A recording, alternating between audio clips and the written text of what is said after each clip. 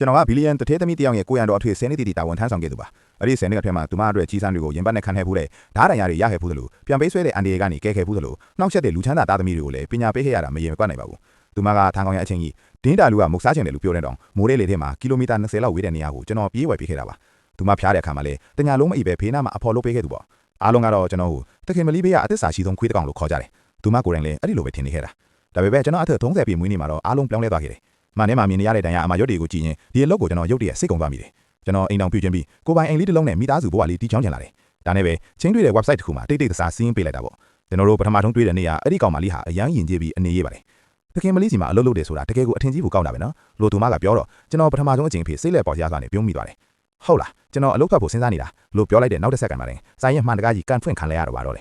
ေနင်းကိုဘသူကအလုပ်ထွက်ခွင့်ပေးလို့လဲဘသူကချင်းသွဲခွင့်ပေးလို့လဲငါဘေးမှာ10နှစ်လုံးထားဟိတာအခုမှတခြားမိမတယောက်တော့ငါ့ကိုထားသွားရတယ်ပေါ့လေဟုတ်လားကျွန်တော်နာမည်ကဂျက်ပါမစ္စတာလူစီရဲ့ကိုရံတော်ပေါ့ဒီနေ့ကကျွန်တော်ရဲ့အသက်30ပြည့်မွေးနေ့ဖြစ်တယ်လို့သူမကိုလာနှောက်ရက်တဲ့အရန်မှုနေတဲ့လူချမ်းသာတဲ့ယောက်ကိုအခုလေးတင်ရှင်းထုတ်ပေးခဲ့ရတာပါဂျက်တခင်မလေးကမင်းဒီညပင်မန်းသွားတယ်လို့ပြောတယ်ဘောနပ်စ်ပို့ပေးထားတယ်စစ်ကြည့်လိုက်အောင်လို့ပြောတယ်ဖုန်းစကရင်ပေါ်ကတုံးကြတယ်အများကြီးပါတဲ့ကနန်းတန်းကြီးကိုကြည့်ရင်ဒီငွေတွေကဘာမှအတိအကျမရှိသလိုခံစားလိုက်ရတဲ့အချိန်မှာပဲဖုန်းပြန်ပြီးလာတော့တယ်မစ္စတာလူစီကိုလည်းဆက်လိုက်တာပါဂျက်ဟိုအယူနှစ်ယောက်ကိုရှင်းပြလိုက်ပြီလားစိတ်ပြက်စရာအကောက်လိုက်တာငါရဲ့အလားပါအတွက်အရက်ပြတ်သွားပြီဒီနေ့နေ့လယ်ပိုင်းရဲ့ဘူဂါရီပွဲမှာငါ့ကိုအတူလိုက်ခဲ့ရမယ်ကျွန်တော်ခဏလောက်တိတ်သွားမိတယ်မစ္စတာလူစီဒီနေ့ကျွန်တော်မွေးနေ့မို့လို့နေ့လယ်ပိုင်းခွင့်ယူလို့ရမလားခင်ဗျာမိဘတွေရဲ့အုပ်ကူစီသွားခြင်းလို့ပ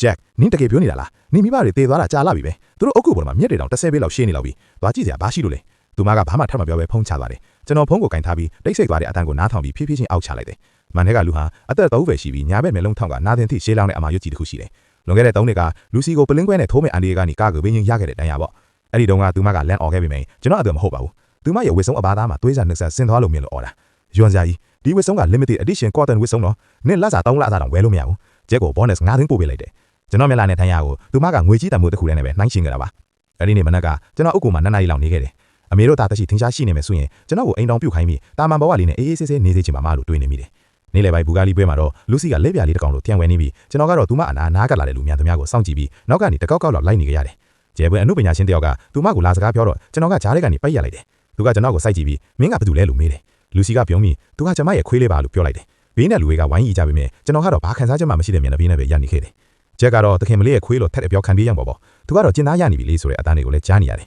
်ဟုတ်တယ်ကျွန်တော်ကျင်သားရပါပြီည7:00နာရီမှာအရန်မှုနေတဲ့လူစီကိုအိမ်အရောက်ပြန်ပို့ပေးလိုက်တယ်ဂျက်ငါရင်းငတ်တယ် Cloud Big Manor ကလက်ဖေးရေးတောက်ချင်တယ်လို့သူမကပြောတော့ကျွန်တော်အချိန်ကြည့်လိုက်တော့ Mr. Lucy Cloud Big Manor ကမြို့ပင်မှာဆိုတော့သွားပြန်2နာရီလောက်ကြာမယ်ပြီးတော့သူတို့ကည7:00နာရီဆိုပေးပြီလေငါတောက်ချင်တယ်လို့ပြောနေတာအခုသွားမသွားရင်အလုပ်ထုတ်ဖြစ်မယ်ဘာစကားမှပြန်မပြောတော့ပဲကားကိုလွှဲမောင်းပြီးအဲ့ဒီကိုထွက်လာခဲ့တယ်ထင်းတဲ့အတိုင်းဆိုင်ကပိတ်နေပါပြီညဆောင်ဝန်ထမ်းတွေကိုအကြာကြီးတောင်းပန်ခဲ့တာပါနောက်ဆုံးလက်ဖေးရေးတအိုးရခဲ့တယ်အတိတ်မမင်းအောင်ဂယုစိုက်ပြီးတိုင်လာခဲ့ပေမဲ့အိမ်ရောက်တော့လူစီကအိပ်ပျော်နေပြီကျွန်တော်သူမအခန်းရှိမှာလက်ဖေးရေးအိုးကိုကင်ပြီးရက်နေမိတယ်ပြီးမှကော့စစ်ပေါ်မှာဖြည်းဖြည်းဟူးချလိုက်ခဲ့ပါတယ်နောက်ကနေ့ကတော့ကျွန်တော်ရအားလိုက်ရပါချင်းတွေ့တဲ့ website ကစီစဉ်ပေးတဲ့ coffee ဆိုင်လေးကိုတိတ်တိတ်တစားသွားခဲ့တယ်သူမနာမည်ကအာနာပါမူလာတန်းပြဆရာမလေးပေါ့သူမကအရန်ချိုတာပြီးစကားပြောတာလည်းညင်းတာတယ်ကိုချက်ကဘာလို့လုပ်တာလဲဟင်လို့သူမကမေးတော့ကျွန်တော်ခဏလောက်တုံးစားသွားပြီးလက်ရှိမှာပုဂ္ဂလိကလုံခြုံရေးအတိုင်းပင်ကလုပ်နေပါလေလို့ဖြေလိုက်တယ်ဝေါအထင်ကြီးပါလေအလုပ်ကအများကြီးလားဟင်များပါတယ်အချိန်ပြည့်နားဆွေနေရတာမျိုးပေါ့ဟုတ်ပါတယ်အသက်မွေးဝမ်းကြောင့်ယူရတာမလွယ်ဘူးနော်ကျမလည်းအတန်းကြီးတန်းတွေတင်ရတော့ညနေတည်းအလုပ်လုပ်နေရတာပဲကျွန်တော်တို့စကားတွေအတော်လေးပြောဖြစ်ခဲ့ကြတယ်ကျွန်တော်မိဘတွေငငယ်လေးကဆုံးသွားတာကိုသိလိုက်တော့သူမမျက်လုံးထဲမှာတကယ်ကိုချင်းစာတဲ့အရေးအယောင်ကိုမြင်လိုက်ရတယ်သူမရဲ့နွမ်းထွေးတဲ့အပြောင်းကိုကြည့်ရင်ကျွန်တော်ရင်ထဲမှာအေးခဲနေတဲ့အရာတွေအရေးပြောသွားတယ်လို့ခံစားလိုက်ရတယ်ရှေ့ဘက်မှာချက်တွေကိုချင်းဆိုခဲ့ကြပြီးပထမဆုံးအချိန်ဖြစ်ကျွန်တော်စိတ်တွေပေါ့လျားသွားခဲ့တယ်ဒါပေမဲ့ကော်ဖီဆိုင်တွေကထွက်လိုက်တဲ့နောက်တစ်စက္ကန့်မှာတင်ဖုန်းကတရက်ဆက်မြည်သွားတော့တာပါဘုံကိုဖြေလိုက်အောင်နဲ့လူစီရဲ့စူးစူးဝါဝါအော်စင်ကိုကြားလိုက်ရတော့ပါတော့တယ်ဂျက်နင်ပန်းငရဲရောက်နေတာလေအခုချက်ချင်း Starlight Plaza ကိုလာခဲ့10မိနစ်အတွင်းရောက်မလာရင်မနှက်ဖြန်အလုပ်လာဖို့မစင်စားနဲ့တော့ကျွန်တော်သွားချိတ်ပြီးတက္ကစီတစ်စီးနဲ့လိုက်သွားခဲ့ရတယ် Starlight Plaza ရဲ့အစ်စ်မြင့်အယောင်ဆိုင်မှာလူစီဟာအယောင်ဝန်နံမလီကိုအော်ဟောင်းနေတယ်ကဘလို့အမိုက်ဆိုင်မျိုးလေငါလိုချင်တဲ့အိတ်ကိုဘာလို့တခြားလူကိုရောင်းလိုက်ရတာလဲအယောင်ဝန်နံမလီကအနေခတ်စွာနဲ့ Mrs. Lucy ဒီအိတ်ကတကယ်တော့ဒီအမျိုးသမီးကကြိုတင်မှာယူထားတာမို့လို့ပါလို့ရှင်းပြတယ်ငါ့ကိုတူဆိုလာတိလားငါအလိုရှိရင်ဒီဆိုင်တစ်ဆိုင်လုံးကိုပိတ်ပစ်လို့ရလေဂျက်ဟိုမိမကငါအိတ်ကိုယူသွားပြီအဲ့ဒါကိုပြန်ယူပြီးဟိုအမျိုးသမီးကတော့ထိတ်လန့်သွားပြီကျမဒါကိုမှားထားတာတမရှိပြီရှင်သမီးလေးအတွက်မွေးနေ့လက်ဆောင်မို့လို့ပါလို့တောင်းပန်ရှာတယ်အမကို့အပြုတ်မှုကိုတတိထားပါအောင်လို့ကျွန်တော်ပြောလိုက်တော့လူစီကကျွန်တော်ကိုဒေါသတစီစိုက်ကြည့်လာတယ်နင်ဘသူဘက်ကလေငါနင်ကိုကြွေးထားတာ10နှစ်ရှိပြီခွေးတောင်မှသူ့ကိုထမင်းကျွေးတဲ့တကင်ကိုတိတယ်လေနောက်ဆုံးတော့ဆိုင်မန်နေဂျာကကြားဝင်စိတ်ဆက်ပေးပြီးတခြားဆိုင်ကနေအိတ်တလုံးအမြန်မှာပြီးပါမယ်လို့ကတိပေးမှာလူစီကစိတ်နဲ့လော့ပြီးကျွန်တော်လက်မောင်းကိုဆွဲကအပြင်ကိုခေါ်ထုတ်သွားတော့တယ်ကားပေါ်မှာသူမတလန်းလုံးအေးဆက်နေပြီးရုတ်တရက်ကျွန်တော်ဖုန်းကိုလူယူလိုက်တယ်နေ့ရဲ့အားလျက်မှာဘာတွေများအရေးကြီးနေတာလဲကြည့်ရသေးတာပေါ့သူမကဖုန်းကိုဖွင့်လိုက်တယ်ကျွန်တော်ရင်နဲ့ဘုံဘုံလဲသွားတယ်လို့ပဲဖုန်းကိုပြန်လူးမုံကျူးစားပေမဲ့နောက်ကျသွားတယ်သူမဟာအန်နာနဲ့ဖျော်ထားတဲ့စာရီချင်းတွေ့မဲ့တဲ့တင်းတွေကိုမြင်သွားခဲ့တယ်ကားတွေကလေတူးဟာချ ချက်ချင်းအေးခဲသွားတယ်လို့ပဲ Jack နင်ကတကယ်ပဲကောင်းမလေးကြောင်နဲ့ချင်းတွေ့ရတယ်ပေါ့လေကျွန်တော်ကားစတီယာရင်ကိုလက်တွေနားလာအောင်တင်းတင်းကြပ်ကြပ်စုပ်ကင်ထားမိတယ် Mrs. Lucy ကျွန်တော်အသက်30ရှိပြီမိသားစုလေးတစ်ခုလိုချင်တာကတာမန်ကိစ္စပါမိသားစုနင်လိုကောင်ကမိသားစုရဖို့ဘာလို့စိတ်ယူစင်းနေတာလဲနင်ကငါပိုင်ဆိုင်မှုပဲငါမရှိရင်နင်ကဘာကောင်မို့လို့လဲ Mrs. Lucy ကျွန်တော်ကခမရဲ့ဝန်ထမ်းတစ်ယောက်ပါပဲစာချုပ်ပြည့်ရင်ကျွန်တော်အလုပ်ထွက်ဖို့စဉ်းစားထားပါတယ်အလုပ်ထွက်မယ်ချင်းတွေ့မယ် Jack ဆက်ပြီးစိတ်ယူစင်းလိုက်လို့နင်ငါပေါ်မှာတင်နေတဲ့အကျွေးတွေကဒီဘဝနေတောင်ဆက်လို့ကုန်မှာမဟုတ်ဘူးငါခွင့်ပြုမှုမရှိပဲနင်ပယ်မသွားလို့မရဘူးအဲ့ဒီနေ့ကစပြီးကျွန်တော်ဟာနေအိမ်အကျဲချခဲ့ရတယ်ပြုံးတိမောင်မရှိတဲ့မြေအောက်ခန်းထဲမှာနေနဲ့ညတောင်ခွဲမရတော့ဘူးကောင်းပေါ်မှာဝါကြမ်းကြမ်းမီးလုံးလေးပဲရှိတယ်အချင်းကြနေတာဘယ်နှစ်ရက်ရှိသွားပြီလဲဆိုတာတော့မသိတော့ဘူးနေတိုင်းလူတယောက်ကထမင်းလာပို့ပေးပေမဲ့အမြဲတမ်းအေးဆက်နေတဲ့စားကျွန်းစားကြံတွေပဲထင်နေတတ်တယ်တတရညမှာမြေအောက်ခန်းတကားပွင့်သွားပြီးလူစီဝင်လာတယ်သူမကနည်းနည်းမူးနေပုံရကဲနင်းအမားကိုသိပြီလား Mrs. Lucy ကျွန်တော်မမှားဘူးကျွန်တော်ကအိမ်ထောင်ဖဲပြူချင်လားအဲ့ဒီစကားကကြောင်မီးကိုတတ်နှိမ့်တလိုက်သလိုပဲသူမကိုပောက်ကွဲသွားစေတယ်ဘသူနဲ့လက်ထမ်းပါလဲဟိုမူလာတန်းဆရာမလေးလားငါပြောပြမယ်ငါမနေ့ကပဲသူ့เจ้าကိုလူးလွတ်သွားပြီသူမနင်ကိုထက်တွေ့ရနေအလုပ်ပြုတ်မယ်လို့မှတ်လိုက် Lucy ခမ ्या ကျွန်တော်ကိုကြိုက်တယ်လို့လုပ်ပါဒါပေမဲ့သူ့ကိုတော့ဒီကိစ္စတွေမဆွဲထဲပါနဲ့နင်ငါ့ကိုအသက်မြင့်သွားပြီလား Jack ငါနင်ကို10နှစ်လုံးစောင့်ရှောက်လာတာအခုတော့ရက်ပိုင်းလောက်ပဲတီးရတဲ့မိမကငါ့ထက်ပိုအရေးကြီးသွားပြီပေါ့လေနင်ကိုငါချင်းတွေ့ခွင့်ပေးမယ်လက်ထပ်ခွင့်ပေးမယ်ထင်နေသလားနင်ကငါပိုင်ဆိုင်မှုပဲ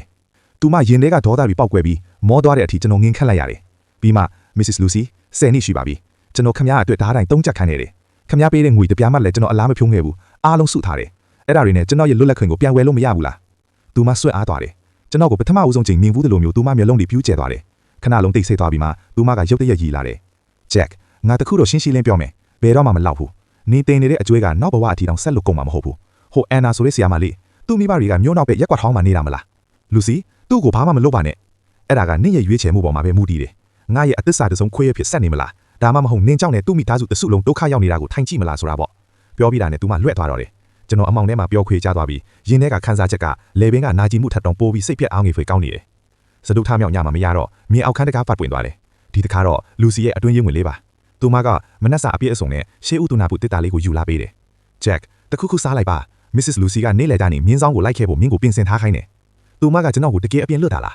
Mrs. Lucy ကပြောတယ်မင်းတခြားစဉ်းစားပြီးအမားကိုဝင်ခံရင်ပြီးတော့ချင်းတွေ့တာတွေလက်ထပ်တာတွေထက်မပြောတော့ဘူးဆိုရင်ဘာမှမဖြစ်ခဲ့တယ်လို့သူသဘောထားပေးမယ်တဲ့မင်းကလူစီရဲ့တက်တော်စင်ခေါင်းဆောင်အဖြစ်ဆက်နေရမှာဖြစ်ပြီးလာစာကိုလည်းနှစ်ဆတိုးပေးမယ်တဲ့ကျွန်တော်ကမရဘူးလို့ငင်းရင်ကော Jack ရဲ့ဘာလို့အခက်ခဲတွေဖြစ်အောင်လုပ်နေတာလဲ Mrs. Lucy ရဲ့အကျင့်ကိုမင်းသိထားတာသူတကယ်ပဲမနေ့ကအန်နာကျောင်းကိုလူးလွတ်သွားတယ်ဘာမှတော့မလုပ်ခဲ့ဘူးဒါပေမဲ့အတိပေးချက်ကတော့ရှင်းနေတာမင်းသူ့ကိုအနိုင်မယူနိုင်ဘူးအယော့ပေးလိုက်ပါဘာပဲဖြစ်ဖြစ်ရိုးရင်းများချင်းက30နှစ်ရှိတာပေါ့30နှစ်ဟုတ်တယ်30နှစ်ကျွန်တော်ဟာသူမကိုဝန်းရနေတဲ့ဂရိုယွန်တစ်ခုနေလိုက်ရင်ကိုပိုင်ဘဝလေးတစ်ခုလိုချင်ပိုင်ခွင့်ရှိတယ်ဆိုတာကိုတော့မမေ့နေခဲ့တာအဲ့ဒီနေ့လဲမှာကျွန်တော်ရေချိုးဝစ်စုံအသေးလဲပြီးဆုံးဖြတ်ချက်တစ်ခုချလိုက်တယ် Mrs. Lucy ကြွပါခင်ဗျသူမဟာတချင်းကညီညီနဲ့ကားပေါ်တက်လာပြီးစိတ်အခြေအနေအရန်ကောင်းနေပုံရတယ်နေငံမှာကနေမခွာနိုင်ဘူးဆိုတာငါသိထားတာဒီညပရဟိတာပွဲတစ်ခုလိုက်ခဲ့ရမယ်လေလံပွဲလည်းရှိတယ်နေတစ်ခုခုလိုချင်တာရှိရင်ငါဝယ်ပေးမယ်သူမရဲ့လေထုံးဟာပထမဦးဆုံးချိန်မှာနူးညံ့သွားခဲ့တာပေါ့